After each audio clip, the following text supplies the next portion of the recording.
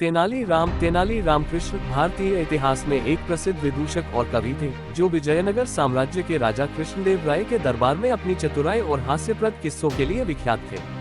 उनका जन्म 16वीं शताब्दी में आंध्र प्रदेश के गुंटूर जिले के गर्लापाडू नामक गांव में हुआ था।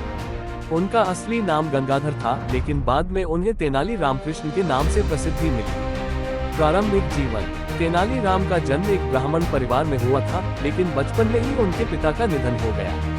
इसके बाद उनकी मां उन्हें लेकर उनके नाना के घर चली गई। वहां उनका पालन पोषण हुआ।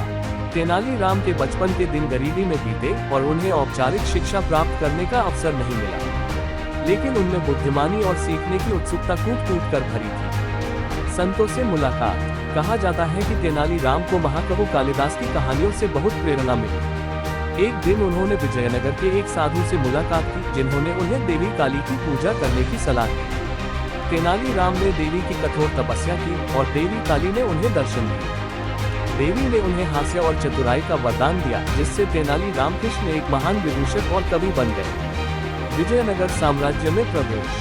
तेनाली राम ने अपनी चतुराई और हास्य की वजह से जल्दी ही राजा कृष्णदेव राय का ध्यान खींचा। राजा ने उन्हें अपने दरबार में स्थान दिया और वे वहां अपनी अद्वितीय चतुराई, बुद्धिमानी और हास्य से सबको प्रभावित करने लगे।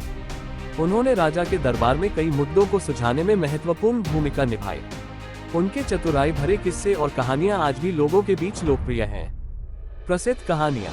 तेनाली राम की कई प्रसिद्ध कहानियां हैं, जिनमें से कुछ बेहद प्रचलित हैं, जैसे तेनाली राम और दो चोर, तेनाली राम की चतुराई, सोने का आम आदि। इन कहानियों में तेनाली राम की त्वरित बुद्धि और हास्य को दर्शाया गया है, जिससे उन्होंने राजा और उनके दरबारियों को न सिर्फ हंसाया बल्कि महत्वपूर्ण संदेश भी दिए। मृत्यु। तेनाली राम की मृत्यु के बारे में ऐतिहासिक रूप से ज्यादा जानकारी उपलब्ध नहीं है, लेकिन ऐसा माना जाता है कि उन्होंने विजयनगर साम्राज्य की सेवा करते हुए अपना जीवन समाप्त किया। तेनाली राम का जीवन और उनके किस्से आज भी भारतीय साहित्य और लोककथाओं में